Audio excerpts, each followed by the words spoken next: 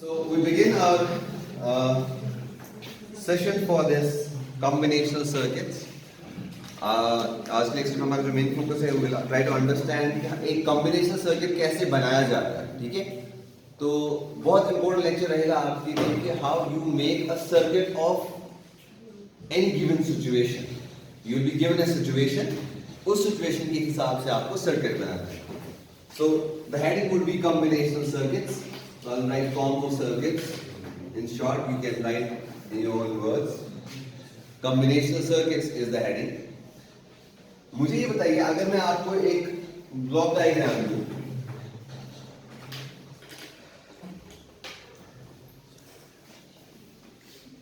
which has two inputs. By the way, यहीं पे पहले combinational circuit definition है. Combinational circuit एक ऐसा सर्किट हो सकता है जहां पे कुछ इनपुट्स होंगे और कुछ आउटपुट्स होंगे, ठीक? Now your outputs can be say one only. At times they can be equal to the inputs. At times they can be greater than the inputs. इसका नंबर से कोई रिलेशन नहीं है.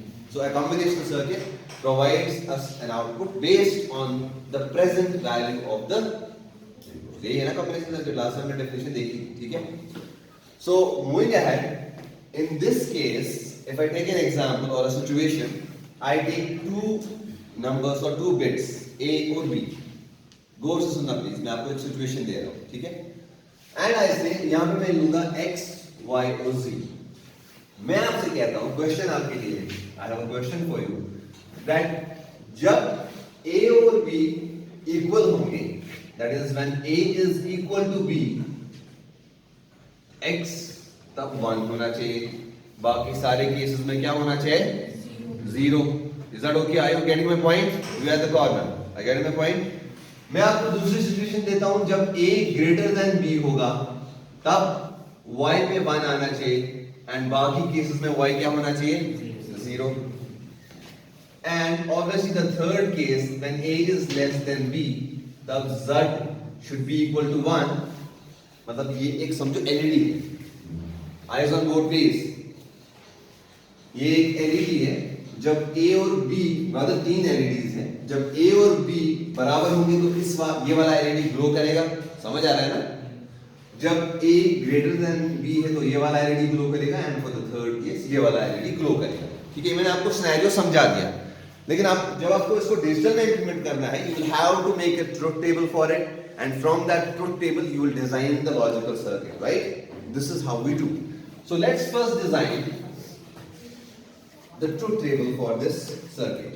क्योंकि ट्रुथ टेबल कहां से आता है? आपकी गिवन सिचुएशन से. सो आप उसको इन terms of logic 1 and logic 0 के फॉर्म में पुट फॉरवर्ड करते हैं. अच्छा, A और B कितने इनपुट्स हैं? 2. तो first thing, without understanding the situation, you will have to first make all the combinations of the given number of inputs. तो ये तो सिचुएशन पे अभी आपको जाने की जरूरत नहीं है. आप समझ रहे हैं बात? मतलब A और B का जो ये वाला पोर्शन है, जो मैं ट्रुथ टेबल बनाने जा रहा हूँ, this by default depends upon कि इनपुट्स कितने हैं. अगर मेरे पास 4 इनपुट्स होते हैं तो मुझे सारी कॉम्बिनेशन जनरेट जरूरी करनी थी, and that they would be 16. हां, 0 0 0 1 and 0 1, right? Next. So this is A and B. अब जो मुझे आउटपुट्स जनरेट होंगे वो सिचुएशंस पे डिपेंड करते हैं. क्योंकि मेरे पास यहाँ पे 3 सिचुएशंस हैं, तो ऑब्वियसली 3 आउटपुट्स आएंगे. ठीक, so let's take X as situation 1, Y as the output of situation 2, and Z as the output of situation 3. Eyes on board please. So मैंने क्या कहा? X का LED ग्रो तब करना चाहिए या वहाँ पे 1 तब, क्योंकि जब 1 आएगा तभी ग्रो करेगा ना. तो I'll just write 0 0. A और B बराबर है तो X के मैं 1 लिखूंगा. A और B बराबर नहीं है 0. मुझे मतलब इससे नहीं है कौन बड़ा है कौन छोटा है, मुझे ये है कि बस बराबर है कि नहीं है. यहाँ बराबर है नहीं है, 0 आएगा. क्या यहाँ बराबर है? 1. ओके, एक सिचुएशन खत्म हो गई. नेक्स्ट सिचुएशन पे चलते हैं. यहाँ पे जब A बड़ा होगा B से तब 1 आएगा. तो क्या यहाँ 1 आएगा? एनीवन, क्या यहाँ 1 आएगा? 0. क्या यहाँ 1 आएगा इस सिचुएशन के केस में? क्या A B से बड़ा है? नहीं. क्या A B से बड़ा है? Yes, will get a 1. क्या A B से बड़ा है?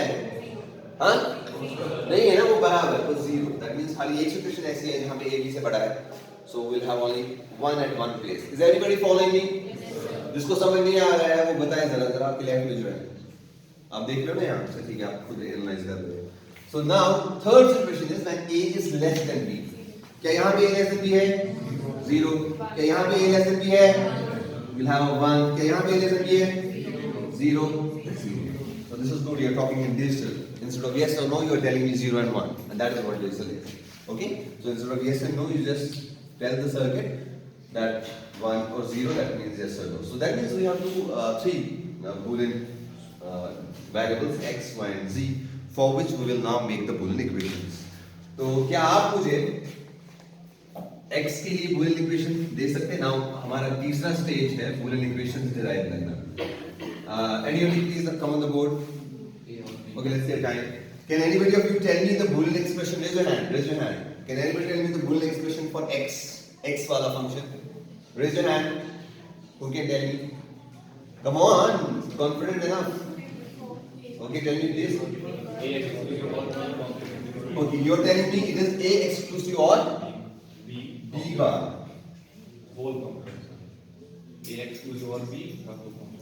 Right. और actually अगर देखा जाए तो it is nothing but short में a x nor b, क्योंकि अगर आपको याद होगा मैंने आपको लास्ट टाइम कहा था कि एक x nor gate equivalence gate कहलाता है, ठीक है ना? Right set, you are right almost there. So equivalence gate से मैं इसको इंप्लीमेंट करूंगा, सही है ना? आप लॉन्ग फॉर्म में इसको लिखिए, लेकिन फिर अल्टीमेटली शॉर्ट फॉर्म करके यही आना चाहिए, a x nor। सही विषय है, जरा समझ, किसको समझ नहीं आया इसमें? 1 2 3। ओके, देखिए ये जिसको समझ नहीं है साइड में एक हेडिंग लिखिए, SOPPOS representation of Boolean function. Side में एक हेडिंग लिखिए, इसको रिवाइज करना जरूरी अगर आपको सच में समझना है तो। वो क्या है? वो ये है कि आप किसी भी फंक्शन को, ये फंक्शन है ना यहाँ पे, this is a function of a and b, आप किसी भी फंक्शन को रिप्रेजेंट कर सकते हो यूजिंग द इनपुट वेरिएबल्स, ठीक? उसके ट्रुथ टेबल को देखिए, तो जहां जहां पे 1 होगा वहां पे आप, जहां जहां 1 होगा वहां की वो वाली मिन टर्म आपके आउटपुट में आएगी।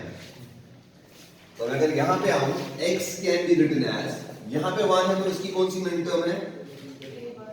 a bar b bar plus, this is called SOP representation, that is sum of products. अच्छा, यहां पे भी 1 है, वो आएगा a डॉट b। क्या ये x नॉर गेट की फंक्शन नहीं है? है ना?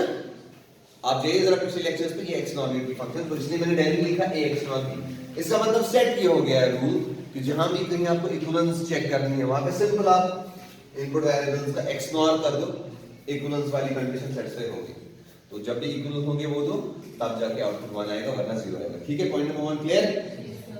रिवाइज करना और क्लियर हो जाएगा। I can see the faces 100% clear नहीं है, but just revise this and may be that's where this will help. समझ आया? सो फंक्शन 2, फंक्शन 2, जरा फंक्शन 2 के लिए मुझे बताइए क्या है ये बूलियन एक्सप्रेशन? सिंपल है, a b बार, ठीक है ना? b बार इसलिए बिकॉज़ b वेरिएबल में 0, ठीक है? जिनको समझ नहीं आ रहा है SOPPOS रिवाइज करेंगे, ठीक है? इस सब्जेक्ट को छोड़ना नहीं है ऐसे ही, because this is a very important subject for you in terms of scoring as well. बहुत आसान है इसको स्कोर करना। हो गया ये वाला कंडीशन। लास्ट वाली कंडीशन क्या है? Z a बार b, ठीक है ना? So it is a bar b।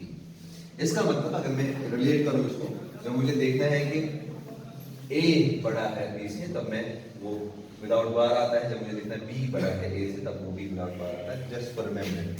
सो आप जरा इसकी बूलियन एक्सप्रेशंस आ गए, जरा इसका सर्किट बना लीजिए प्लीज जल्दी से। इसका सर्किट बना लीजिए आप खुद से। I want to see that on your notes. Circuit please. हाँ हाँ, जाओ।